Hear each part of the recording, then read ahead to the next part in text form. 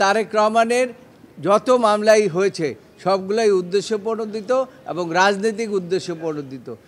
জনাব তারেক রহমান এই বাংলাদেশের মানুষের আশা আকাঙ্ক্ষার ভবিষ্যৎ এটা ফ্যাসিস্ট সরকাররা অনেক আগেই চিন্তা করেছিলেন এবং সেই কারণে আপনাদের মনে আছে যে তিনি হাঁটতেও পারতেন না, তার যে পিছনের ব্যাকবোন এগুলো ভেঙে ফেলেছিল, এত টর্চার তার উপরে করা হয়েছিল।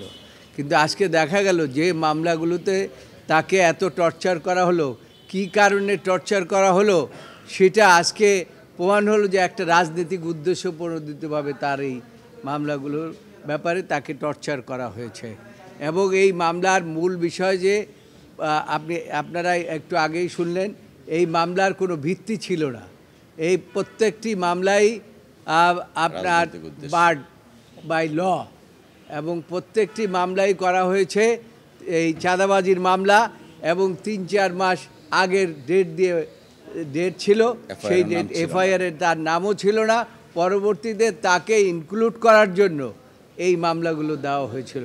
মূল কথাটা হচ্ছে যে তার কাছ থেকে কোনো টাকা পয়সা উদ্ধার করা হয় নাই। এটা কিন্তু আজকে যে আপিল বিভাগে যে সরকার পক্ষ থেকে তারা নিজেরাও বলেছে এবং আমরা বলেছি যে তারেক রহমানের যত মামলাই হয়েছে সবগুলাই উদ্দেশ্যপ্রণোদিত এবং রাজনৈতিক উদ্দেশ্যপ্রণোদিত। সেই কারণে তিনি খালাস পেতে পারেন এবং আদালত আজকে 4টি মামলায় ডিসমিস করে দিয়েছে। Thank you.